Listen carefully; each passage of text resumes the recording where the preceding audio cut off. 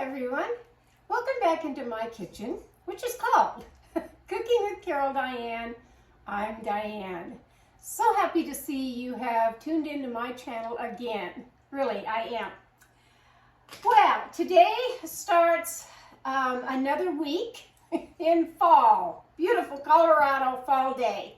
It really is. But my older son's going to pay me a visit again, and I need to have something nice to eat, and I kind of wanted some leftovers this week. So, what am I going to make? I'm going to make some fall comfort food, and this is something that you do not have to do at a holiday time. You can have this whenever you want. Really, whenever you want. I showed you how to make a roasted chicken in a Dutch oven. It's fantastic, really. That recipe is so good, so tasty, so juicy, tender meat, everything. I like to cook in Dutch ovens. So today's going to be another Dutch oven recipe. It really is. So I'm going to get out my 7-quart Dutch oven. These are bigger than the little, anywhere from 4, 5, 6 that most people have, which I do have also. But my 7-quart is deep, and that's what I like, for one thing.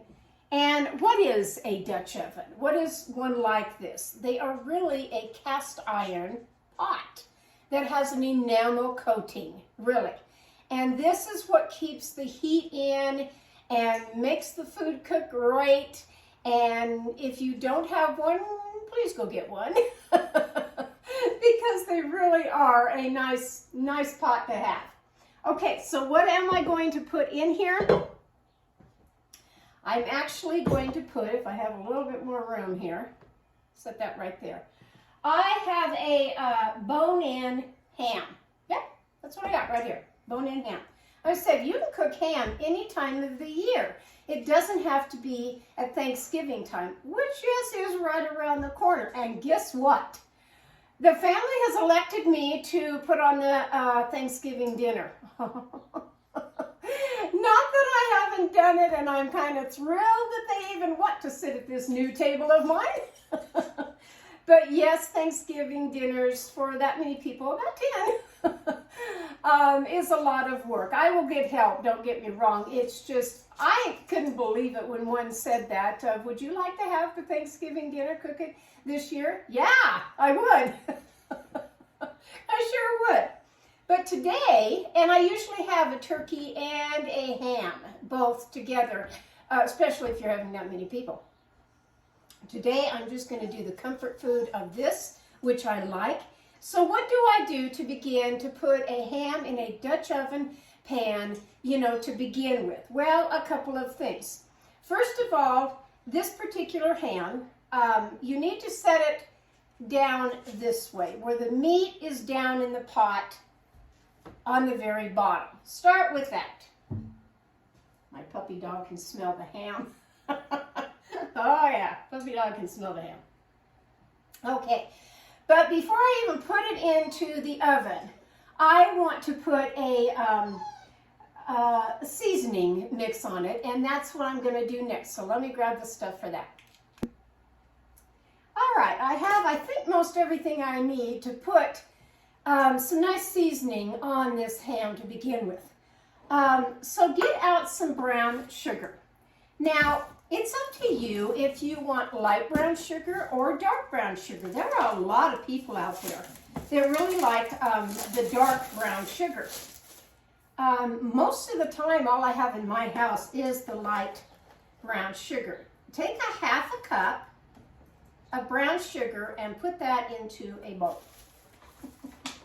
That wasn't too hard, now was it? No, I don't think so. I really don't. So with this, now you'll need some pancake syrup, just maple syrup. And mine that I have in the house is Pennsylvania pure maple syrup that my husband got, I don't know, last time that he traveled clear across the United States. And we kind of get this all the time. We order it and get it because my husband comes from Pennsylvania, and we really like this stuff. But it's whatever you have in the house of pure maple syrup. And you're going to need on that 3/4 of a cup. Now, if you just don't have maple syrup, then go ahead and you can use honey. Will work also. But this particular recipe that I'm using today does call for the maple syrup. Ah, yeah. Put that in there.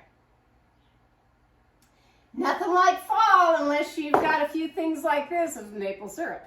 Yep, maple syrup. Okay, then you're going to take 3 tablespoons full of what's called spicy brown mustard. You'll find it on this shelf where the condiments are of all of the mustards, ketchups, mayonnaise, all of that. And they've got a ton nowadays. They really do. So this is the spicy one, which has some flavoring in it. It really does. So I want 3. There's 1, 2. Kind of hard to measure with this one, but I got it working here. 3 tablespoons of that. That in there. Okay, and then I'm going to take, I went out my greenhouse again, and I got fresh rosemary. Now again, if you don't have the fresh rosemary, of course, all grocery stores carry, and Walmart does too, fresh herbs. You're either going to find them on a little end aisle that they have them in little pots. You know, they'll have rosemary, they'll have basil, and I think thyme. But over there where the salad fixings are, you're going to find individual little packets, whether they're in little sacks or whether they're in the little plastic containers. They're fresh herbs. And that's what you need. And we need 3 tablespoons. Go the opposite direction of peeling off the rosemary. Whoops. Held on to that one just a little bit too tight. To get all the nice stems down here.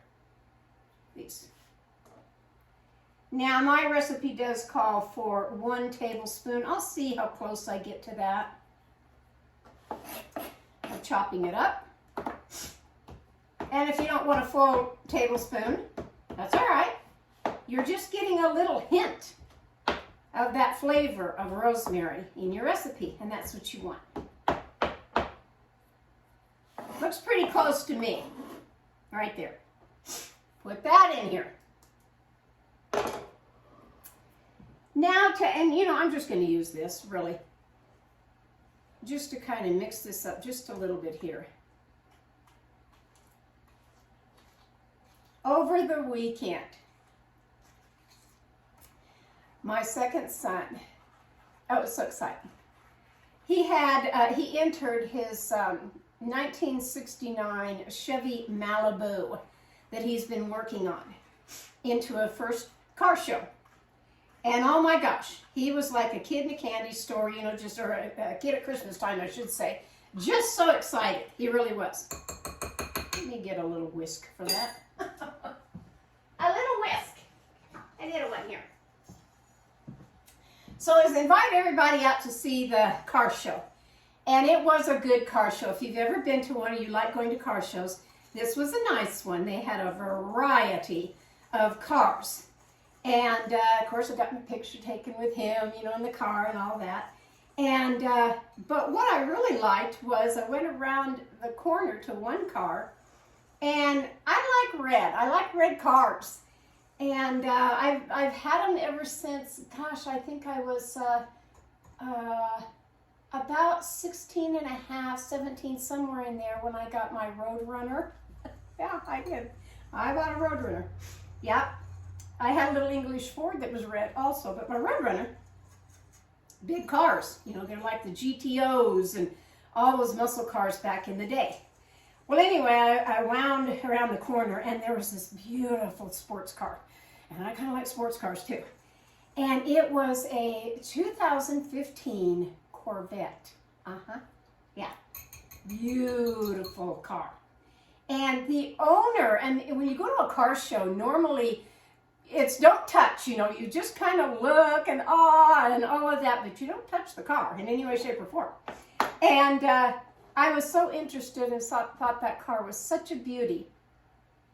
that the owner said, would you like to sit in it? Yeah, I would. And so I did. Fell in love with that car. I really did. Oh my gosh, that was a fun weekend. It really was. Okay, so while I talk, now I'll show you. So the ham sits in the pot just fine. Now you can do it one of two ways. What I kind of like to do is I take the ham out because I do want to get both sides of my ham. So take your mixture and rub this all on the ham. This way. And you will see the rosemary sticks to it. When you get a ham out of the package, it has some juices and stuff to that. I like to rub that all off with a nice clean paper towel. I really do. So again, either this way, set it back down in the pot. Get that down in here. Wipe that off a little bit. That'll be sticky. Now I'll just kind of pour this on here. Oh yeah. Get all that of what you just made on there. Anyway, I had a full weekend of going to the car show. We went over to the Elks Club. They were having a barbecue. And husband and I are members, and that was kind of nice to sit through that barbecue and have all of that. And then I actually got my granddaughter this weekend, and I'll talk about that here in a few minutes. That was a riot too. Okay, the ham's in the pot. Now I'm going to take a meat thermometer. So I have the 7-quart Dutch oven and a 7-pound ham. Now when I made my roasted chicken, I remember saying I had a 7-pound pot and a 7-pound bird. I'm so sorry. Sometimes I say things and it's like, why? Well, where is that coming from? Way out left field, I pulled that. It's not a 7-pound pot. It was a 7-quart. I did weigh this. It's 13.5 pounds, my 7-quart Dutch oven. Yeah. And they're heavy pots. They really are. And when you start putting stuff in them, this is probably now up to, well, I just don't know, maybe 15 pounds with the heavy ham in there. Okay, so I have a digital, I have all kinds, but I have a little digital meat thermometer that sticks out of the oven, and I can read this at any time. Now, since this is a 7-pound bird, my recipe, the oven needs to be at 350 degrees. Start with that. When you put this in here, it's 15 minutes per pound. Well, that would be about 1 hour and 45 minutes. My recipe says it's going to take about 2.5 hours to cook this. We'll see. I'm going to put this down in the meatiest part of my ham. I can get it down in there really good because I got to push it way down in there. Must have hit that bone. Try to get it where it's not hitting the bone and it's the meatiest part of the meat. That should do it about there. Yes, I'm going to put the lid on. That lid on. Now, and since I forgot to do it, which I will do right now, just like when I cooked my roasted chicken, lower the rack in your oven. Because this pot sits a little bit higher, I need to take this particular rack and move it down. If you have a lower oven, you'd be doing the same thing. All right, so now I'm going to take it and put it in the oven.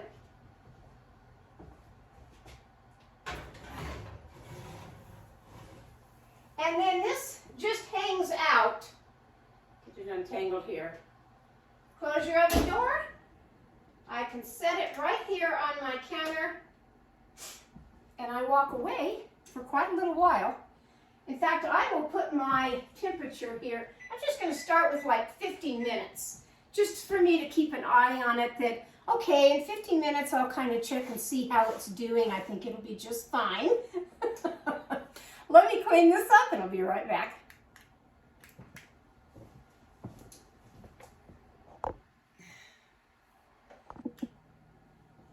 Okay, I'm on to the second thing that I'm having with my ham dinner tonight. Oh, it's going to be so good. I know it is. I'm making some scalloped potatoes, but I'm making a small version. And everybody makes scalloped potatoes a little bit different. They really do. So bear with me on how I've always made mine. With the exception of I'm going back to a little bit of how my mom used to do it. I changed mine a little bit over the years, but I'm actually going back to her original recipe. Yeah, I am. So get you a little casserole dish. Now, if you want to make a great big 13 by 9 pan of scalloped potatoes, that's great. What's the difference between scalloped potatoes and au gratin potatoes? Au gratin is the one with cheese. I'm not putting cheese in it. We're just strictly doing the scalloped potatoes today. I am. Okay, and since it's just my son and I, this is about a, I think it was like an 8 by 10.5 or something like that. It's just a fall little pan.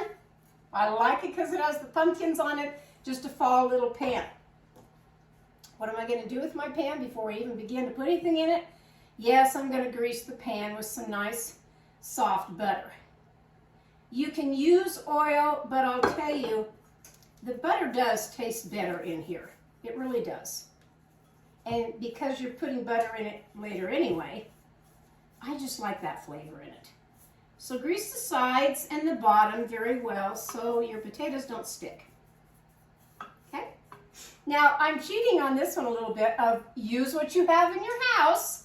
Really, use what you have in your house. So, maybe I can put it right here.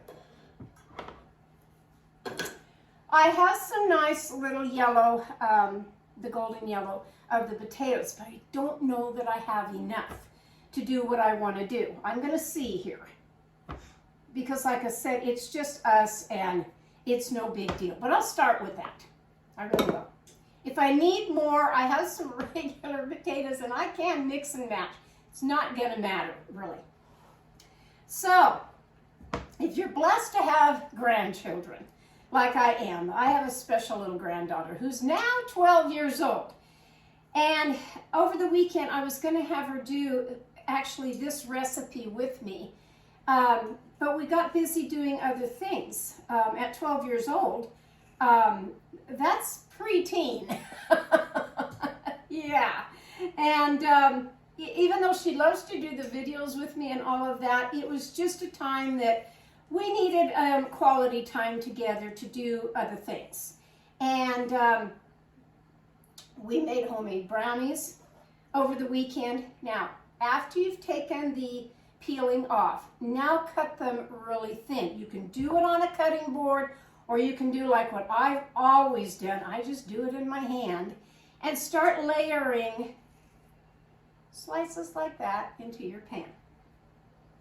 Okay, anyway, with the granddaughter, we baked brownies. We went out to lunch. We always like to go to a favorite Chinese restaurant that we go to. Yeah. And a preteen, of course, she has her own cell phone. And she's on that cell phone, you know, constantly.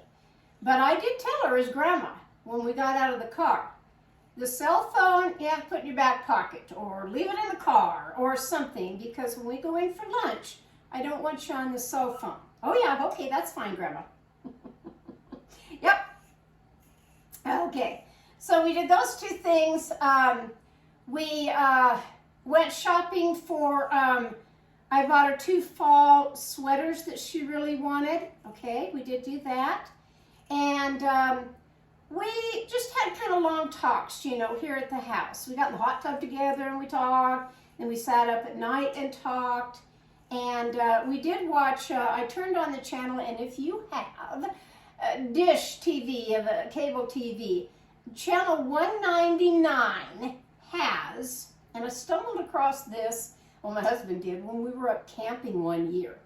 And actually we have a TV in the camper, yes, and we have the Dish satellite thing on the top of the camper that we can actually watch TV at night if we want to. Okay, so there's this channel. And at this particular time of the year, the one that we watched up camping was a camping one. This one was a haunted house. The graphics are unbelievable. And what it is a scene. It was a great big Victorian style house. And you just sit there and watch what happens next. And it's about 30 minutes. Husband timed it one day. About 30 minutes. And slowly something will happen. Either a ghost will come out. It's a friendly ghost. Or you'll see off to the side is a cemetery, and maybe fog rolls in. You know, the colors in the background change. Little pumpkins that light up and do things. Skeletons that dance. All kinds of things like that. Well, I, as grandma, who have forgotten, from 9 to 12, that's a big gap in there of age gap, that they changed. They're not focused on things like that anymore. She just wanted to be on her phone, really. So she wasn't too interested in that. But we did have long talks. We really did. One thing that she shared with me of going to a new school was the bullying that still is going on in schools. And at first I asked her, I said, why do you think that is? Why do you think they're bullying you? Well, she contributed to the last school she came from, that they knew about the school. It wasn't a very good school, and friends and stuff that come from that school, I guess you just get bullied. I'm not really sure. She asked me if I ever got bullied when I was young. And I said, not in the sense of what you're talking about. I said, we had girls back in the day of junior high. It wasn't called middle school, it was called junior high. We had girls that got jealous of each other. And I said they'd say hurtful things or whatever, but not to the degree of what goes on in the schools now, really. And I said, so you're kind of being judged by association of a different school. Yes, Grandma, yes. And, you know, I just told her, you know, as long as you be true to yourself, you know, don't hang out with certain people that you feel, you know, are causing this problem or whatever. And I said, you know, you are you. You're an individual person. She's a pretty little girl. And I said, you just go and do your thing. Really? She agreed.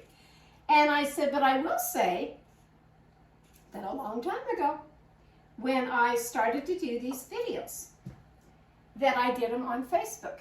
And I've talked about this before, that my youngest sat and said, Mom, lock it up on your Facebook or now YouTube. What do you mean by that? Lock it up. Just be restricted on certain things. Don't let people even comment on YouTube or Facebook. Well, I did that for quite a while, a couple years or something. Then I eased up on that. Well, here a while back, I got what was called, the kids told me, and I didn't even know at the time that expression, a troll. What is a troll? A troll is a person that comes on, they're people, that come on and your site of whatever you're doing, you know, whether it's YouTube, whether it's Facebook, TikTok, you know, whatever it is, social media sites that they come on, they don't even really look at your site or do anything. They just come on and they have something negative to say, bad mouth, you know, to say. And so I was telling my granddaughter, I said, yeah, I actually had one. And I said the next time I had something like that, I was going to bring out my little troll doll. Way back in the day, trolls were a little doll. What did they look like? I've had mine for 59 years. Yeah, they're there. I found them. I forgot I had the little baby, but I found them. And in finding them, my granddaughter had one in her little toy box that she had in the guest bedroom for a long time that looked like this. Now, they're quite different now. I mean, they are, but they aren't. These are bigger now of a little doll than my original little troll doll. Now, when they first came out being made in 1956, believe it or not, a man named Thomas Dame, D-A-M, Dame, made these dolls, but he made them out of wood. And he made them for his kids. Well, then later, like things do, they advanced to this plastic material, whatever it is, and he made the little troll dolls. And I thought they were cute as a button. I can't even believe, out of all the stuff that went over the years, umpteen moves and everything, that I still kept these little dolls. I still have my first Barbie doll and all that, but I kept my little trolls. And I thought, now, to me, they have a smile on their face. They're happy little people. They really are. So let's say that this troll, expression troll, of bad people that come on and say things on your site, they need to look at these little troll dolls and say, that's not who I want to be. You know, I want to be like the troll doll. What are these little troll dolls? They're good luck little dolls, according to the person that made them. They were for good luck. They really were. So I'm going to set my little troll dolls down here. Right here. They're going to help me cook my recipe today. So I wanted to bring that out to tell you that if you're doing that, stop it. Really, life's too short to pick on somebody about whatever they're doing on their Facebook, or like this, a video that I'm standing here on my feet at my age doing these cooking videos for you young people out there, or anybody, to learn how to do simple little recipes. And you don't need to bash me over it, because, you know, go to some other channel. There's 101,000 cooking shows out there if you don't like mine for whatever reason. But truly, I try to stay true to how I learned how to cook by my mom or my grandma. And I'm hoping that you make some of my recipes. If you don't, you don't, you know. This one today is pretty simple. So see, I'm lining my pan. I have 2.5 more to go, and I might be okay. I don't know. Like I said, it's not going to be a whole lot of potatoes in here, but I really don't need that many. I really don't. And because son will eat more ham than he will potatoes. He'll eat both because he's a hungry guy. I don't really think I'll need any more. And it didn't warrant me going to the grocery store, you know, stopping everything and going to the grocery store. A little brown spot on the end of that one. Just to get some more yellow potatoes. I really thought I had some more, but I don't. And like I said, I can mix it with some nice russet potatoes, but we'll see. We'll see. This is a standard dish that you can make at any time of the year. Yes, you can make it at Thanksgiving. I normally do. I have this on the side. Eat this, and for that many people. If I'm just doing a small Thanksgiving dinner, it's the mashed potatoes and the turkey gravy, really. But with ham, I like to have the scalloped potatoes. I think it just completes the meal. I really do. My son's fiance, almost daughter-in-law, asked me, so what's for Thanksgiving dinner this year? I know you're planning things already. I said, don't stress me. Just don't stress me. I'll think about it. I still have a few weeks to go before it's Thanksgiving. I'll think about what I want to put on the table. I really will. I don't know. I like to go back to traditional Thanksgiving. I really do. You don't have to have turkey on Thanksgiving. People have all kinds of different things. They really, really do. Okay, so that used up all of my potatoes, which is great. Oh, now, what would I like to add with this? Yes, I would like to add some salt and pepper. I'll start with the pepper and put a generous amount of pepper down. I will start with the salt and put a generous amount of that down, because potatoes love salt. They really, really do. And then what I like to do, and because I don't know, not in a hurry by any means today, but if you don't want to cut up an onion, if you don't have time or whatever, always the bottles of these minced onions, the dried ones, they work just fine. They do. So I'm going to sprinkle some onions. I've always put onions in my sweet potatoes. I always have. Okay, so here's where it differs just a little bit from normally what I do. Normally I take milk, I put it in a saucepan, I get it warm in the saucepan, and then I add, which I can already do right now, I add the butter into the milk when it's warm, but I'm going to just add little dollops of butter on the potatoes right now. Well, about 5 of them in there. And when this is all nice and warm, then I add flour into this, mix it all around, and then that forms more like a gravy that I put on this. But the true scalloped potatoes that I learned growing up wasn't that way. It was both. But take some milk, doesn't matter what kind of milk. You know, if it's 2% whole milk, whatever. I usually have whole milk, but I am lactose intolerant, so I do use the lactate milk. Okay, so I have that, and then you would take flour. Now, again, with me, I don't really measure on this. I just kind of put some in, maybe about a half a cup. I don't know what to tell you on it. Just kind of eyeball that of putting it in there. Okay, all of that's in there. What else do I want to add? I do this at the last on mine, but on this particular one, I'm going to give it a little bit more of consistency with that milk. So I'm going to take Ritz crackers, good old standby of Ritz crackers. You can do this as far as layering. If you want to, you can put down a layer of Ritz crackers, another layer of your scalloped potatoes, whatever you want to do. I've just always done it this way. I've always put them in. But again, I usually do it at the last minute and then I brown them, but I'm still probably going to do that on this.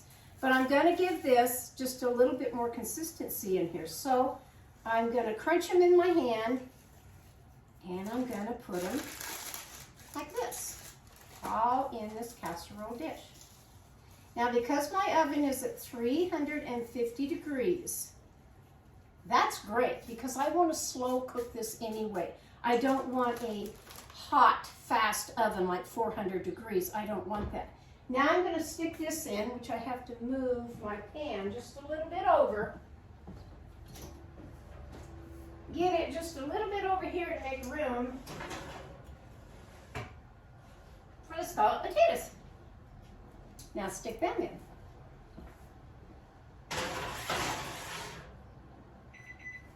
Alright, so my temperature is fine. The cooking time of when I set it for the 15 minutes, now it's down to about 25 minutes. I'm just going to keep an eye on my scalloped potatoes. Really, when that timer goes off in 25 minutes, I'll know whether I need to add a little bit more flour. I'll know whether I need to add a little bit more milk or whatever I want to do on it. But for right now, the ham and the scalloped potatoes are the first start to the meal. I have one more thing to finish out my meal that I'll show you here in just a little bit. Stay tuned, won't you?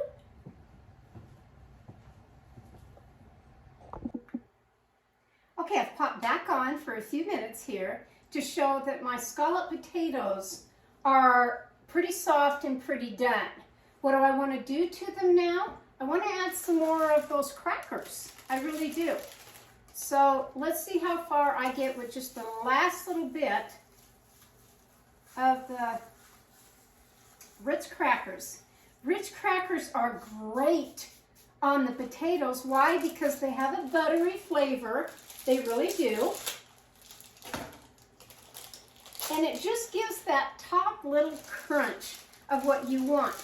Now, you can stick them back in the oven and brown it just a little bit more, or just leave them like this. I normally leave it just like this, of which I'll take a picture and show you kind of up close what it looks like, because they're just so yummy. They really are.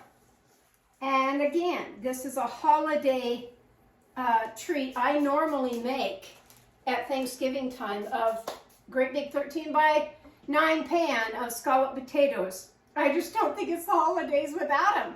I'm not doing that today, but I am having the comfort food. So make some of this, really. It is super, super good. Sticks to your ribs, that kind of good. My ham in there it's only at 117 right now. It needs to get up to the 145. So I've got some more time to go on that, and that's fine. I'm not in any hurry for that. this can sit and wait. You can put it on the back of the stove, you know, whatever you want to do with it. I just made it a little early because my temperature of my oven was just right, of the 350, and that's what I wanted to show you. I am having vegetables with this, and that is my next. My third part of my video is making the, you can call them candied, you can call them, what's the other word for them? Glazed. Whatever you want to call them. But I am making the candied carrots along because I love them. I love them with ham, and I like them with scalloped potatoes, and I'll show you the fast and easy way I make my vegetable on that. I'll be right back.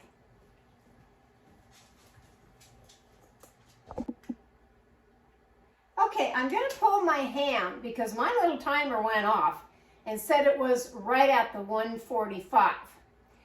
In coming along doing my videos, and I always go back when I have to pause, I go back and kind of look.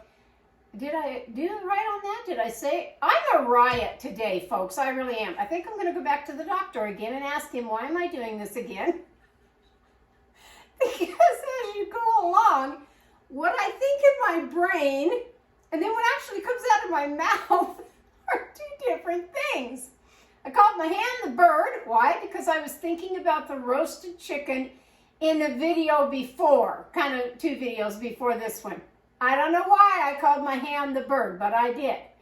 Another funny crack up is talking about my scalloped potato, which the pan's sitting right here resting right now, and I called them sweet potatoes. I don't know why I had Thanksgiving on my mind. Let's see if I can get this part of it correct. I'm going to pull the ham out of the oven. And again, it's a heavy pot. It really is. Let's set it over here to show you what I'm going to put in this. There. What I'm going to put in this next. Smells so good. Smells so good. Okay, I'm going to take the thermometer, little stick here, out. We don't need him in there anymore. What else am I going to add to this? I want to jazz it up just a little bit more. I want to give it a little bit more flavor. Don't know if you can see that. I'll put it as close as I can. There. And because the brown sugar, maple syrup, I didn't need to add water. I didn't need to do any of that. This made its own juice. So now we're going to zest. I am going to zest some orange. All on the ham. Oh, it smells so good. Really, it does. I have 2 oranges here that I would really recommend getting 2, because when I take this out of the Dutch oven and I put it on a platter, I am going to add my orange slices on the side. I really am. Get this little guy out of the way. Get him out of the way. So, what am I going to take? I'm going to take the orange slice here. Get down here.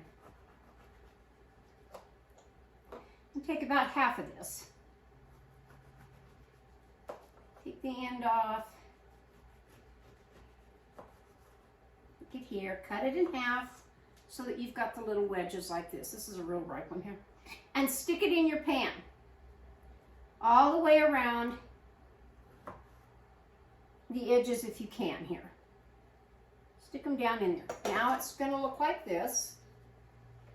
Turn it around so you can see this side where the oranges are in there. Okay? Now go back to taking the rosemary. Put a sprig of rosemary on each side and down in the middle. Then I had some nice cranberries. These are the kind that you get in the bag lots of times anywhere. I don't know if they have them out right now. I don't know. I haven't really looked at them. They will at Thanksgiving time. And when I buy them, I usually get them in twos. You know, I'll buy the first sack and it'll either be a cheaper price because it's a holiday, which is great. So get them on sale. I'll get them that way, or it'll be buy one bag, maybe the other one's half price, or buy one, get one free, whatever it is. But I am going to add some nice cranberries now in here. And then what am I going to do with my ham? There's quite a few. And the garnishment is the oranges and the cranberries and, yes, the rosemary at the very end when you put it on a platter when you're ready to serve it. So now it looks like this. And I'll probably take a picture of that too, but just to show you, it's going right back in the oven, and it's going to sit there with the oven off, the temperature part off of it. And I just want those orange slices and the cranberries, and yes, my rosemary, to blend and get kind of in there of the heat of the pot. And it will. You're going to get the flavor and the smell more than anything in there. Now I'm on to doing the carrots. I really am. So I'll be right back. Okay, here's the last step, a couple of them, to the end of this simple dinner, if I can talk right. I hope you're laughing right along with me. I hope my trolls are giving me good luck today and protecting me on my video. Really, I do. All right, I brought out my green pan again, which is this pot right here. This one has the nice steamer top to it that was sent to me by a dear friend. I'm so happy, so glad, because I use it. I really do. I have cooked, I don't even know how much broccoli and different things in this, of this steamer. I have another steamer. It's a long little white one when they first came out. I don't know, they were Sunbeam or something like that. I can't remember now. But this thing is great. So what do? I put in about either between 2 to 4 cups of just water in the bottom of the pan. I start with that. Put the little pan on the top. Now, you saw, this is the last thing in my little bowl right here of what I brought out were carrots. These are all washed, ready to go. And the only thing that I'm going to do on them is, yes, they have to have the outer skin taken off. So I'll peel all that off. Real easy. Real easy. Lots of times at Thanksgiving time, I will have these glazed carrots, but most of the time, because you have sweet potatoes that you have cooked, yams, whichever one you choose. What's the difference between a sweet potato and a yam? The yam is the darker one. The sweet potato is the lighter one. And I go for the yams. I like the darker one. I like a sweet potato pie. I really do. Pumpkin pies are great, but a sweet potato pie, yum. Yeah, really good. Okay, what am I going to do with these? I'm going to cut them so where they're just about like that. Throw them in this nice lid of the steamer pot. Get a whole bunch of these going. Yeah, I don't know what I'm not gonna go fancy, too fancy, even though I'm having other people sit at my table this year. The year that I had, I mean, you'd have to go back through my videos, and I've made a few, I really have. I made hors d'oeuvres of different things, different dips. I made a hedgehog one year. That was fun to make. I don't know that I'm gonna go that far this year. It's going to be a simple, cozy, nice dinner. I do know that. And my soon-to-be granddaughter, or not granddaughter, but daughter-in-law, and my granddaughter, they're supposed to be kind of helping me that morning. But she did say, but we all have to wear matching aprons. Hey, I don't have a problem with that. As long as you help, I have no problem with that. All right, again, just I like them long. I really do. I like the carrot long. You can make them not shoestring, not like that. You're just gonna cut the carrot in half, you know, but make it long ways, because that's what these are gonna be. So I'll continue with this until I have the whole pan. Well, I'll have most of these. And this is where I go more. Not less is more. More is more. More on the carrots because, oh, they're so good. Even the next day or a couple of days from now when they have marinated in all their juices. And you'll see what I'm going to do with these as soon as they steam. This won't take very long on the steaming. 10 minutes maybe. Just where you can stick a meat fork or a regular fork or whatever in them, and they're nice and soft. That's what you want them to be. Not the crunch area. You want these soft. You do. So you get the hint on this one that it's going to cook now. I'm going to plug it in. I'm going to put the lid on it. All of these probably. Most of them. And let this cook down, and then I'll be back on to show you what I do to caramelize them and make them so good, along with the rest of my nice little fall dinner. I'll be back.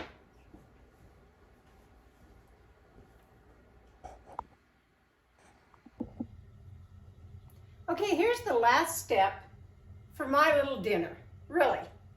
So they've been cooking, I don't know, probably a good maybe 20 minutes. They really have. I'm going to shut it off of the little steamer. Take the lid off.